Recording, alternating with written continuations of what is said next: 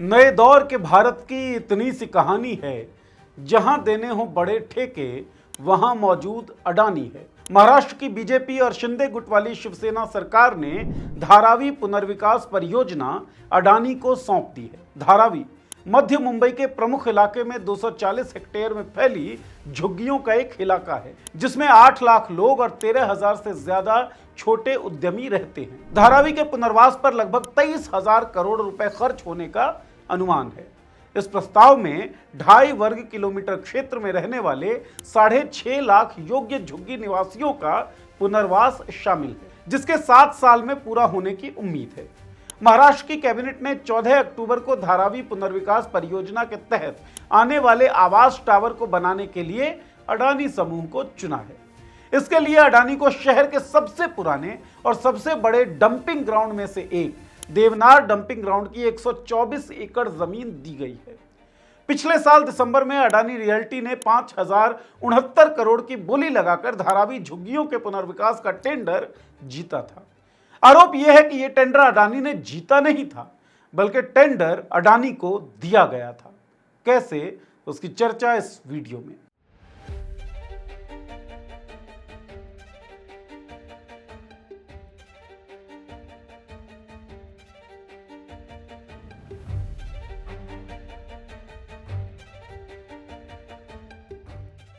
नमस्कार, मैं हूं नीरज झा और आप देख रहे हैं मॉलिटिक्स। पहली बार सन 2004 में महाराष्ट्र सरकार ने धारावी शहर का विकास करने का फैसला लिया। इसके तहत सरकार ने शहर के विकास के लिए झुग्गी निवासियों और वाणिज्यिक संगठनों सहित 68,000 लोगों को स्थानांतरित करने का फैसला लिया था। उस दौरान सरकार का उद्देश्य था कि वह उन लोगों को 300 वर्ग फुट का आवास मुफ्त में देगी, जो ये साबित कर सके कि उनकी झुग्गी 1 जनवरी 2000 से पहले संबंधित जमीन पर अस्तित्व में थी। इसके साथ ही साल 2000 और 2011 के बीच धारावी में बसने वालों को संबंधित जमीन पर विकास के बाद वहां रहने या काम करने के लिए किराया देना होगा। 2011 में प्रदेश की सरकार ने सभी अनुबंधों को रद्द कर दिया। इसके बाद 2018 में भाजपा और अविभाजित शिवसेना के गठबंधन वाली सरकार ने धारावी के विकास के लिए एक टेंडर जारी किया। यह टेंडर सभी के लिए खुला था। 2018 के नए टेंडर में दुबई स्थित सेकलिंक कंपनी ने सबसे ज्यादा 72,000 करोड़ की बोली लगाई और टेंडर अपने नाम कर लिया। इसके बाद सरकार बदली, महाविकास अघाड़ी की सरकार आई और महाविकास अघाड़ी के सरकार ने अक्टूबर 2020 में उस प्रस्ताव को रद्द करते हुए कहा कि इससे 2018 में दिए गए टेंडर में लोगों की समस्याओं पर ध्यान नहीं दिया गया था। साथ ही उद्धव ने कहा कि जल्द ही वो धारावी के विकास के लिए एक नया टेंडर जारी करेंगे। लेकिन कार्यकाल पूर्ण होने से पहले ही महाविकास अघाड़ी की सरकार गिर गई। जून 2022 में उद्धव ने इस्तीफा दिया, एकनाथ शिंदे ने शिवसेना को तोड़ा और शिवसेना के नए गुट ने बीजेपी के साथ सरकार बना ली। इसके बाद अक्टूबर 2022 में एक बार फिर धारावी विकास परियोजना के लिए टेंडर जारी किया गया। शिंदे सरकार ने बताया कि धारावी पुनर्विकास में रेलवे की 45 एकड़ जमीन आई है, जिसकी वजह से पहले के टेंडर और बाद के टेंडर में परिवर्तन हुआ है। यही कारण था कि टेंडर को 2022 में दोबारा निकाला गया।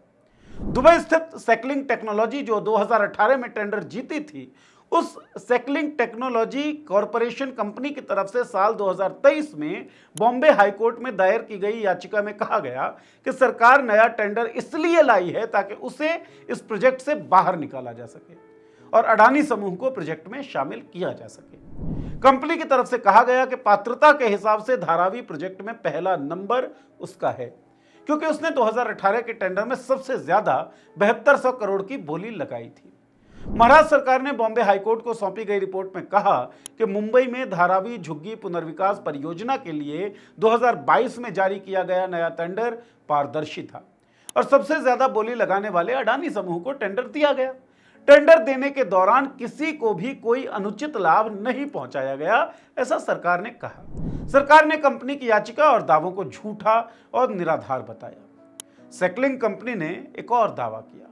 उसने कहा कि उनके टेंडर को रद्द किया जाना राजनीति से प्रेरित था, यानी कि पॉलिटिकली मोटिवेटेड था। हालांकि सरकार ने कोर्ट में इसका खंडन किया। हिंदुस्तान टाइम्स की रिपोर्ट के अनुसार महाराष्ट्र सरकार ने धारावी पुनर्विकास परियोजना के लिए विकास नियंत्रण नियमों में बदलाव लाने के लिए अधिसूचना जारी की थी। अधिसूचना में बिना किसी इंडेक्सेशन के ट्रांसफरेबल डेवलपमेंट राइट्स के उपयोग की अनुमति दी गई। इसका मतलब यह है कि प्रतिबंधित भूमियों को, जिनमें खेत या कोई विरासत स्थल इत्यादि हो, उसके मालिक डेवलपर्स को जमीन बेच सकते थे और डेवलपर्स बिना किसी अतिरिक्त प्रतिबंध के जमीन खरीद भी सकते थे। टेंडर के अनुसार यदि कोई परियोजना 1000 वर्ग फीट के क्षेत्र को कवर करती है तो प्रीमियम रियल एस्टेट बाजारों में इसके उपयोग पर कोई प्रतिबंध नहीं होगा। हिंदुस्तान टाइम्स की रिपोर्ट के अनुसार अडानी समूह के पास धारावी पुनर्विकास परियोजना के नाम पर 1250 एकड़ जमीन चली गई, जबकि टेंडर के दौरान 600 एकड़ की जमीन पर विकास कार्य को लेकर सहमति बनी थी। निवासियों को कौन सी भूमि आवंटित की जाए, इस पर भी वाद विवाद चल रहा है। टेंडर के नियमों के तहत जिन लोगों को घर अडानी समूह के नेतृत्व वाली धारावी पुनर्विकास परियोजना प्राइवेट लिमिटेड यानी DRPPL नहीं देगा, उन लोगों को घर स्लम रिहेबिलिटेशन अथॉरिटी यानी कि SRA और महाराष्ट्र मेट्रोपॉलिटन डेवलपमेंट अथॉरिटी यानी कि MMRDA जैसी राज्य एजेंसियां देंगी। एजेंसियों द्वारा मुंबई में कई स्थानों पर भूमि के बड़े हिस्से पर चर्चा की गई, जहां अयोग्य लोगों को पुनर्वास किया जाएगा और उन्हें इसके लिए किराया भी देना होगा। इन जगहों में मुलुंद और कांजरमुर्ग में 255 एकड़ सॉल्ट पैन भूमि शामिल है, जिसे हाल ही में केंद्र सरकार ने धारावी पुनर्वास परियोजना के लिए हस्तांतरित किया है। इसके अलावा दहिसर और मुलुंड चेक नाका पर जमीन के कुछ हिस्से देखे गए हैं, जबकि कुर्ला में राज्य डेयरी विकास विभाग की जमीन भी इस सूची में शामिल है। कई मीडिया रिपोर्ट्स के अनुसार बंद पड़े देवनार डंपिंग ग्राउंड को भी नगर निगम ने बेचने की पेशकश की है। यानी अभी तक स्पष्ट ही नहीं है कि जिन लोगों को पुनर्वास के बाद रहने और काम करने के लिए किराया देना होगा, उनका स्थान आखिर होगा कहां। इसके अलावा डंपिंग ग्राउंड या फिर सॉल्ट पैन भूमि रिहाइश के हिसाब से अनुकूल नहीं है। कुछ जगहों पर उद्योगों की मौजूदगी की वजह से प्रदूषण का स्तर बहुत खराब है, तो कुछ जगहों पर सड़क, बिजली और पानी जैसी मूलभूत सुविधा भी नहीं है। शिवसेना उद्धव गुट के नेता आदित्य ठाकरे ने बुधवार को दावा किया कि महायुति सरकार ने धारावी पुनर्विकास परियोजना के लिए शहर भर में अडानी समूह को 1080 एकड़ जमीन आवंटित की है, जो एशिया की सबसे बड़ी झुग्गी बस्ती यानी धारावी के क्षेत्रफल से 2 गुना है। भारतीय जनता पार्टी की एक ही नीति है, सबका मालिक अडानी, यानी अडानी सभी पर शासन करते हैं। एक प्रेस कॉन्फ्रेंस को संबोधित करते हुए 34 वर्षीय नेता आदित्य ठाकरे ने कहा कि धारावी का क्षेत्रफल करीब 540 एकड़ है। धारावी पुनर्विकास परियोजना को लागू करने के लिए अडानी समूह के पास पहले से ही 540 एकड़ जमीन थी। उसके बाद भी विकास के नाम पर अडानी को धारावी के आसपास की जमीन दी जा रही है। ठाकरे ने महायुति सरकार की आलोचना करते हुए कहा कि नवंबर में होने वाले राज्य विधानसभा चुनावों से पहले बुनियादी ढांचे की परियोजनाओं पर मनमाना खर्च किया गया है। केवल वही निवासी पुनर्वास के लिए पात्र होंगे जो 1 जनवरी 2000 से पहले से धारावी में रह रहे होंगे और जिनके पास खुद का घर होगा। 1 जनवरी 2000 और 1 जनवरी 2011 के बीच आए लोगों को मुंबई महानगर क्षेत्र में धारावी के बाहर प्रधानमंत्री आवास योजना के तहत 2.5 लाख रुपए के मामूली शुल्क पर या किराए के आवास विकल्पों के माध्यम से घर आवंटित किए जाएंगे। 1 जनवरी 2011 के बाद आधिकारिक कट ऑफ तिथि तक निर्मित आवासों को राज्य सरकार की आगामी किफायती किराया आवास नीति के तहत आवास मिलेगा, जिसमें किराया खरीद व्यवस्था का विकल्प चुनने की संभावना है, जो यह सुनिश्चित करती है कि सभी योग्य आवास धारकों को 300 वर्ग फीट तक के घर दिए जाएं।